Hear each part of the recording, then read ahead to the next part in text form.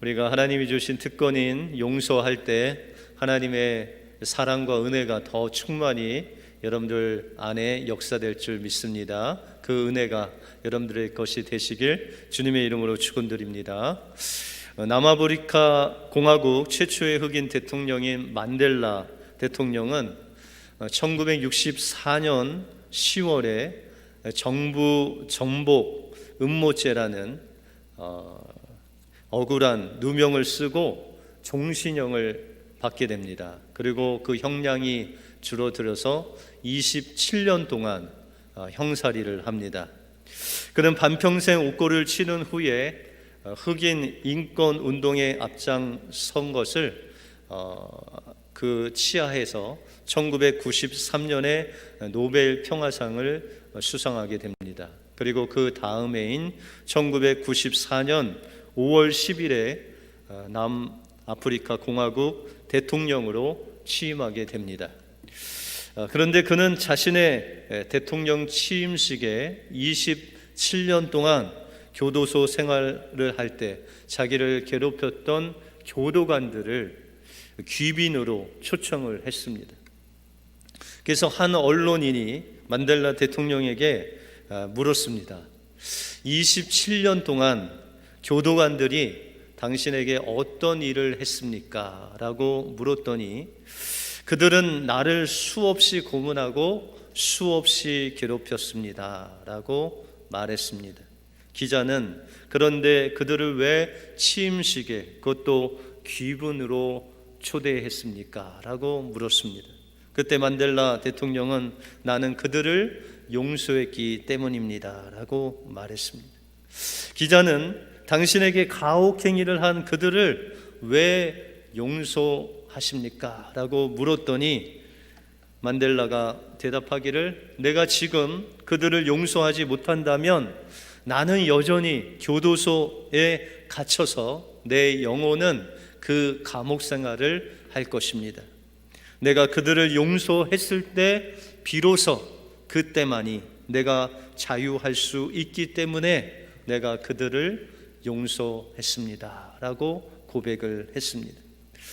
때로 우리가 남들을 용서할 때 내가 낮아지는 것 같고 내가 손해보는 것 같지만 우리가 다른 사람들을 용서할 때 우리는 그 과거의 일로부터 자유케 되고 또한 두려움으로부터 자유케 되는 영적인 해방을 바로 용서를 통해서 하나님께서 우리에게 주신다라고 말씀하고 있는 것입니다.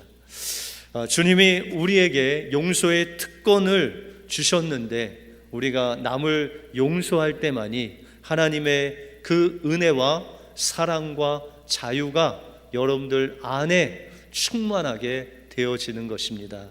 용서하심으로 예수님께서 주시는 진정한 사랑, 은혜, 자유를 만끽하시는 우리 은혜교회 모든 성도님들 되시길 주님의 이름으로 축원드립니다. 오늘 본문을 통해서 하나님이 말씀하시는 용서가 무엇이고 어떻게 우리는 다른 사람을 용서할 수 있는지, 또한 용서함으로 우리가 누리는 축복이 무엇인지 오늘 본문을 통해서 살펴보겠습니다. 먼저 우리는 주님의 사랑으로 용서할 수 있습니다. 오늘 본문 12절에 보시면 우리가 우리에게 죄 지은 자를 사하여 준 것 같이 우리 죄를 사하여 주옵소서라고 말씀하고 있습니다. 우리는 우리에게 죄 지은 자를 용서해 주는, 사해 주는 것이 용서다라고 말합니다. 그런데 오늘 본문으로만 보면 우리가 다른 사람을 용서하지 않으면 하나님도 우리를 용서하지 않는다라는 조건의 용서가 바로 하나님이 원하시는 용서같이 보입니다. 오늘 본문을 영어 성경으로 보시면 우리가 빚진 자를 사해 준 것 같이 우리 빚을 사해 주십시오라고 번역하고 있습니다.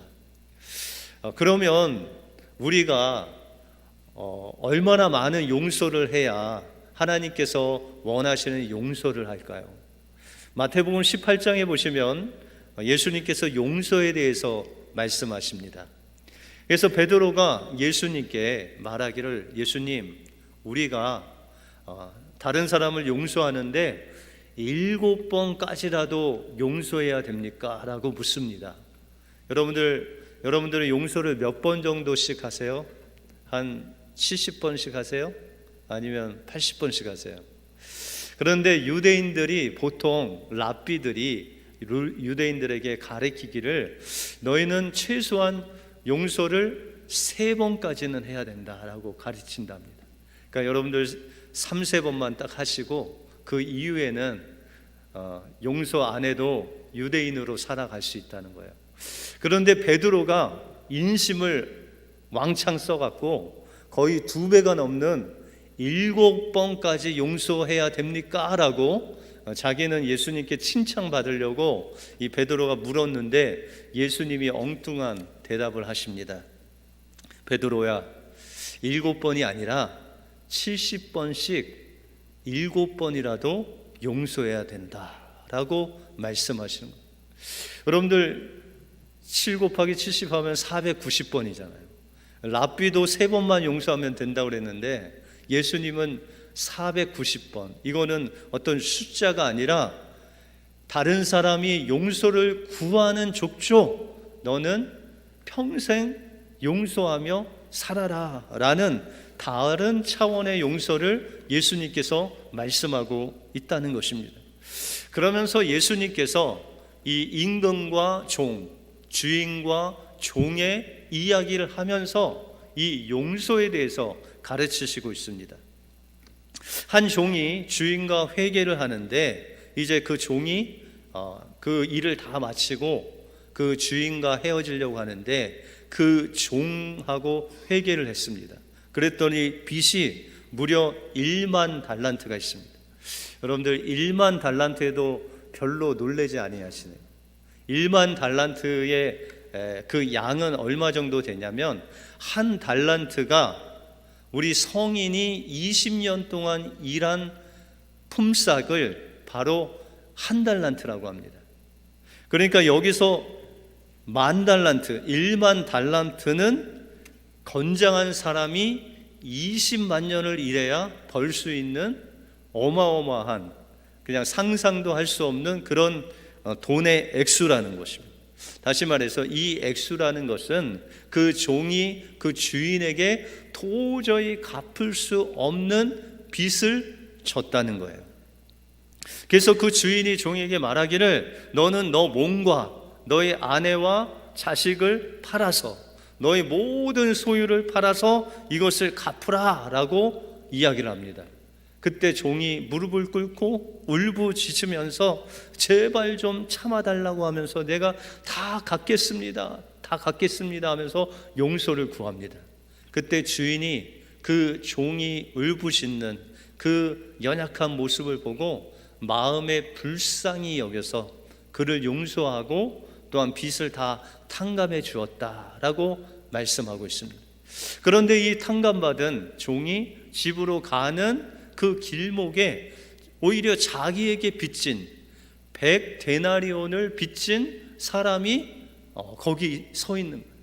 그래서 그를 잡아가지고 돈을 갚으라고 했는데 그 사람이 그 사람과 동일하게 무릎을 꿇고 울면서 제발 참아달라고, 내가 다 갚겠다고 조금만 여유를 달라고 그랬는데도 불구하고 그 사람을 잡아서 옥에 가뒀습니다. 여러분들 100데나리온은 건장한 사람이 한 4개월 정도 일하면 벌 수 있는 그런 돈입니다.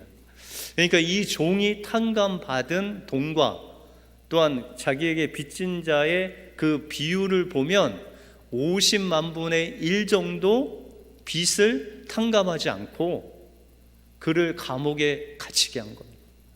그 동료들이 하도 그 사람이 악한 짓을 해서 보다 그 주인에게 이 모든 것을 이야기를 했습니다.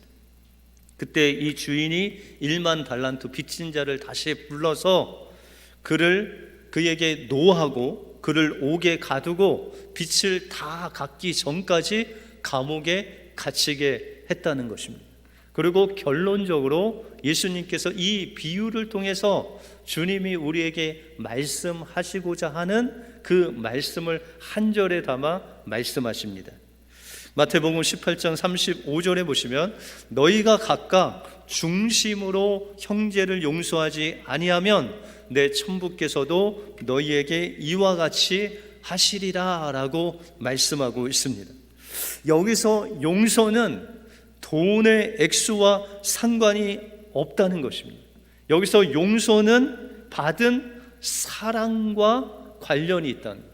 이 주인이 이 종의 그 엄청난 돈을 빚을 탕감해 준 것은 중심으로, 사랑으로, 불쌍히 여김으로 그것을 탕감해 줬다는 거예요. 그런데 이 탕감받은 사람은 100데나리온을 빚진 자에게 대하여 그 중심으로 용서하는 그 사랑, 그 불쌍히 여기는 사랑이 없었다라고 말씀하고 있다는 것입니다. 그러므로 우리가 용서를 할 때는 마음 중심으로 그를 불쌍히 여김으로 주님께서 우리를 불쌍히 여기신 것과 같이 그 불쌍히 여기는 사랑을 가질 때만이 바로 이 용서가 가능하다라는 것입니다. 여러분들 평생 용서 안 하시고 이 마음 깊은 곳에 용서 안 한 사람이 있어요, 없어요? 네, 우리 은혜교회는 한 분도 없으시죠? 그런데 다른 교회는 참 많대요. 그런데 여러분들 용서가 참 어렵다고 하는데 여러분들 용서를 아주 쉽게 하는 대상이 있습니다. 누굴까요? 여러분들의 자녀들에게 대해서는 그냥 용서가 흘러요. 뭘 해도 용서해요. 여러분들 아주 여러분들의 자녀가 어렸을 때, 다시 말해서 기저귀를 채우고 풀었을 때 그 아이가 기저귀를 너무 이렇게 꼭꼭 싸매갖고 다 짓물잖아요. 그러면 어떻게 해야 돼요? 네, 이 기저귀를 그냥 다 풀어서 제끼고 잠을 재웁니다. 그런데 가끔 기저귀 안 찬 아이를 안다가 그만 하필이면 그때 오줌을 싸요. 그렇죠? 그러면 여러분들 그 아이에게 오줌 쌌다고 내 바지 더럽혔다고 드라이기 내놓으라고 하시는 부모님 계세요? 네, 세상에 한 분도 없을 거예요. 그렇죠? 그런데 혹시 만약에 다른 사람이 혹시라도 여러분들 바지에다가 커피 한 방울이라도 떨어뜨렸는데 그리고 그 사람을 무척이나 좋아하지 않는 사람이 그렇게 되면 어떻게 할까요? 그냥 손해배상이라도 받으려고 하시겠죠. 여러분들 뭐가 다를까요? 이 사람은 그냥 커피 몇 방울 떨어뜨린 거하고 이 아이는 그냥 오줌을 그냥 한 보따리로 쌌는데도 불구하고 그냥 뭐 용서가 아니라 그 모습을 보고 그냥 장하다고 웃어요. 또 우리 부모님들은. 그렇죠? 용서를 뛰어넘어서 그 아이를 기뻐하는 우리 부모님의 모습과 같이 바로 용서라는 것은 그 사람을 향한 사랑이 있을 때 우리는 용서뿐만 아니라 그 용서하고도 기뻐할 수 있는 큰 용서가 우리 안에 임하게 된다는 것입니다. 그러므로 우리가 용서라는 것은 그냥 내어버리는 것입니다. 내 마음에서 내어버리는 것. 영어로는 dismiss하다, send away 하다.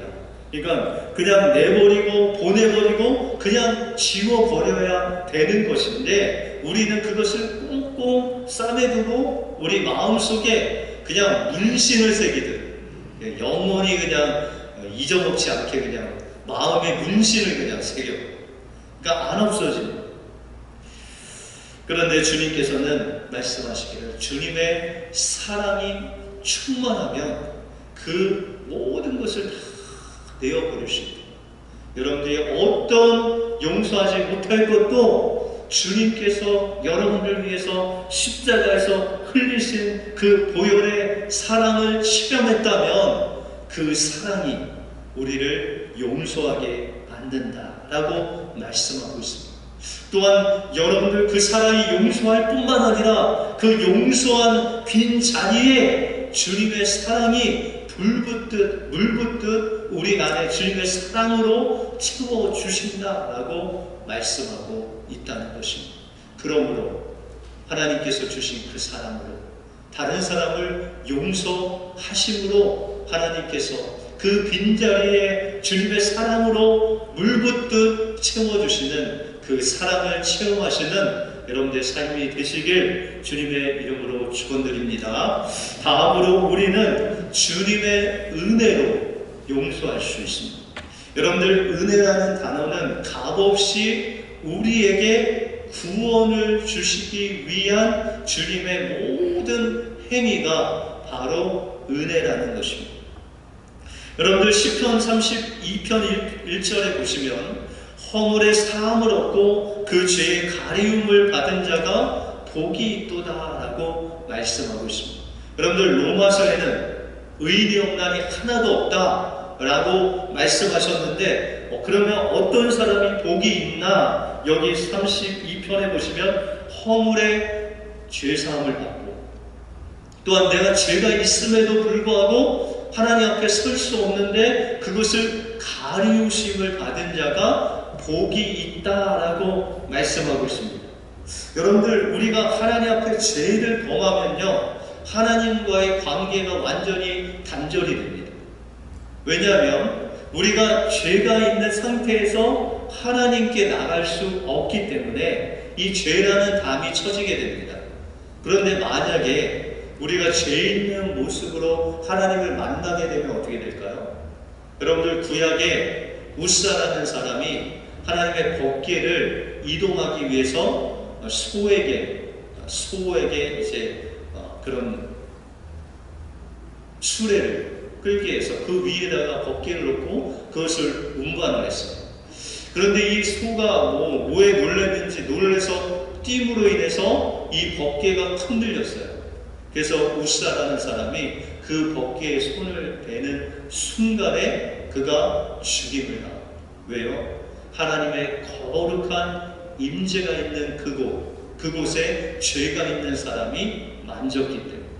또한 성경에 보시면 그 법궤의 위에 속죄소가 있는데 그 법궤를 보려고 하다가 죽은 사람이 수만 명이 된다.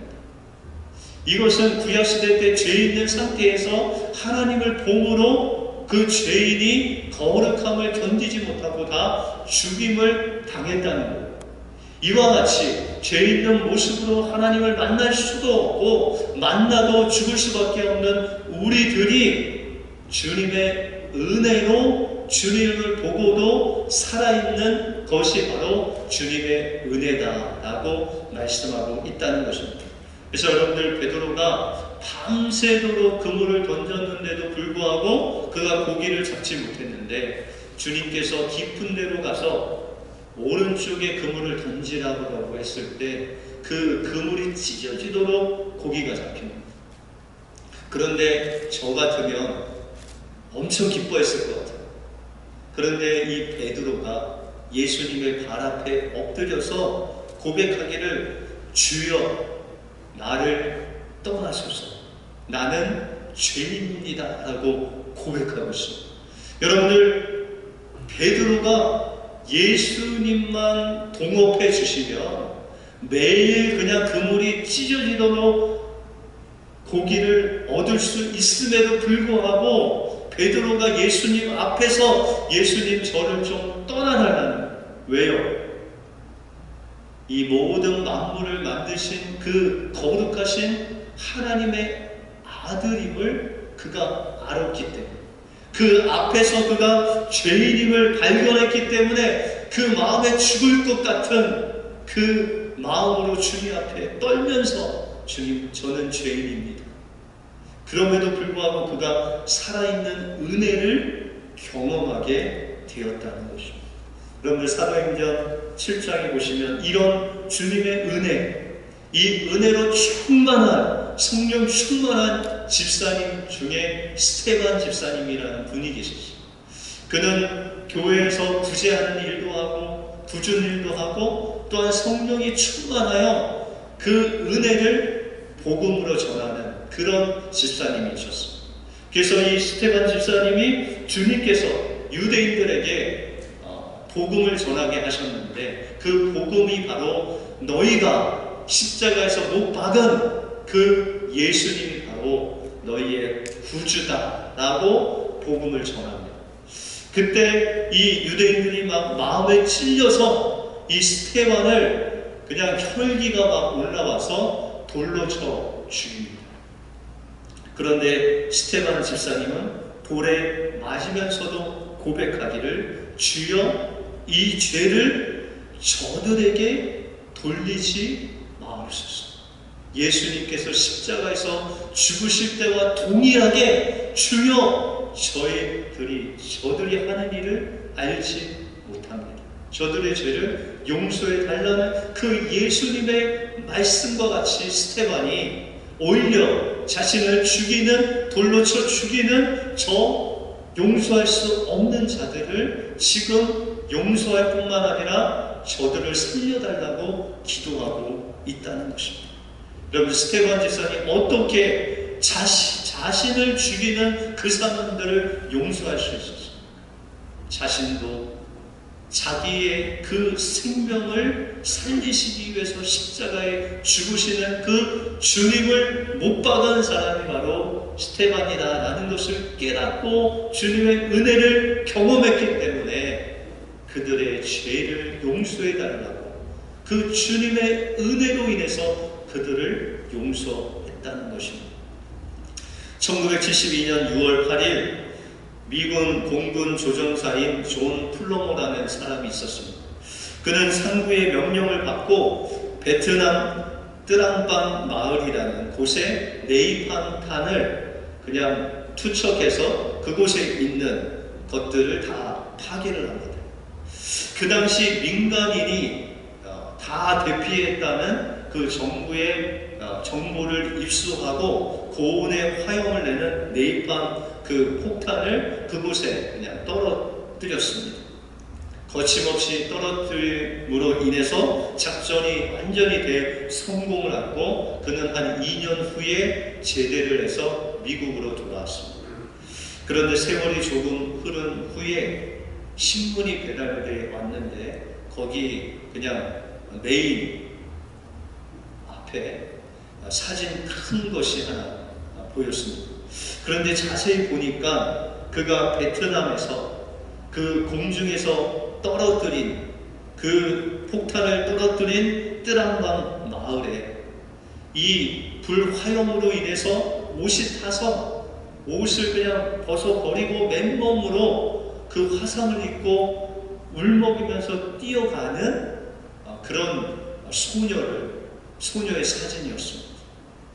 상부에서 민간인이 없다고 했지만 당시에 뜨랑방 마을에는 몇 명의 아이들이 그 탑 안에 숨어 있었고, 이 폭탄이 떨어진다는 소리를 듣고 탑에서 나와 무장적 뛰기는 했지만 아이들의 몸에 불꽃이 튀었고 소녀의 옷에 불이 붙었고, 그래서 그 옷을 벗고 맨몸으로 그 등허리가 다 화상을 입었지만 살려고 뛰는 저 모습이 이제 사진에 담겼다는 것입니다. 이 소녀는 이때 입은 화상으로 12년에 걸쳐서 17번 성형수술을 했습니다. 그 소녀의 이름은 킴쿡이라는 여자였습니다. 그 과정에서 킴쿡은 많은 도움의 손길을 통해서 그렇게 수술을 오랫동안 할 수 있었고, 또 하나님의 은혜로 유학 시절에 캐나다 사람을 만나서 캐나다로 망명을 해서 그곳에서 그 과정에서 주님의 은혜를 체험하게 되었습니다. 그러나 그녀에게 화상을 입힌 이 플러머는 이 사실을 신문으로 알고 그는 죄책감을 이기지 못하고 20년 동안 술로 살았기 때문에 알코올 중독자가 됩니다. 그리고 2번이나 이혼을 하고 이제 막바른 절벽 가운데 있을 때 그가 정말 견딜 수 없어서 하나님 앞에 무릎을 꿇고 회개를 합니다. 하나님, 저 좀 살려주십시오. 그래서 친구의 도움을 받고 또한 성경을 공부하는 가운데 소명을 받아 그가 목사가 됩니다. 오늘날 워싱턴 DC 메모리얼 기념 행사에 이 베트남 여인인 이 김쿡 여사가 연설을 한다는 소식을 듣고 그는 워싱턴 DC로 달려갑니다. 연설이 끝나자 그는 화상을 입힌 그 여인인 김쿡 여사 앞에 무릎을 꿇고 손을 벌벌 떨면서 그에게 눈물로 지난 시간을 용서를 구합니다. 제가 바로 당신에게 화상을 입힌 그 폭탄을 떨어뜨린 조종사입니다. 저를 용서해 주십시오. 라고 하면서 울면서 그에게 무릎을 꿇었을 때 그 김쿡 여사는 그에게 다가와 가볍게 안고 말하기를 It's all right. I forgive you. 내가 괜찮습니다. 내가 당신을 용서합니다. 라고 용서를 합니다. 그 후에 이 두 사람이 똑같이 자서전을 썼는데 동일한 내용이 나옵니다. 김쿡이라는 여사는 그의 자서전에서 내가 그를 정말 용서할 수 없었지만 내가 주님을 만나고 주님께서 나를 살리신 그 십자가의 은혜가 아니었으면 내가 그를 용서할 수 없었다. 또한 플로머는 역시 그 자서전 가운데 하나님께서 죄로 인해서 이 알코올 중독자를 그 십자가의 은혜로 나를 구원한 그 은혜로 말미암아 내가 용기를 얻어서 그 여인에게 용서를 할 수 있었고 용서를 받을 수 있었다 라고 둘 다 동일하게 이 용서하고 용서받은 것 하나님의 은혜의 기적이었다고 고백하고 있습니다. 일용할 양식이 우리의 육신의 생명을 유지해 준다면 용서는 우리의 영적인 생명을 유지시켜주는 중요한 하나님의 특권입니다. 용서는 우리가 하나님이 주신 그 십자가 사랑으로 형제를 사랑할 때 용서할 수 있습니다. 용서는 우리가 하나님께서 값없이 주신 그 십자가의 은혜로만 할 수 있는 하나님의 특권입니다. 그리고 용서할 때 주님께서는 그 용서의 자리에 하나님의 사랑과 은혜를 물붓듯 부어주셔서 하나님의 은혜와 사랑을 체험케 하시는 놀라운 은혜를 우리에게 공급해 주신다는 것입니다. 용서받지 못하면, 용서하지 않으면 평생 그 용서하지 못한 것으로 우리가 매여 산다는 것입니다.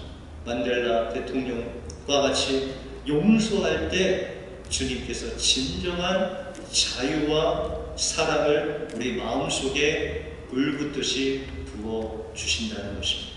오늘도 우리 마음속에 있는 용서하지 못한 마음 다 주님 앞에 쏟아 부으시고 주님의 사랑과 은혜로 용서하심으로 주님께서 주시는 또 다른 은혜, 또 다른 사랑, 또 다른 자유를 만끽하시는 우리 은혜교회 모든 성도님들 되시길 주님의 이름으로 축원드립니다. 기도하겠습니다.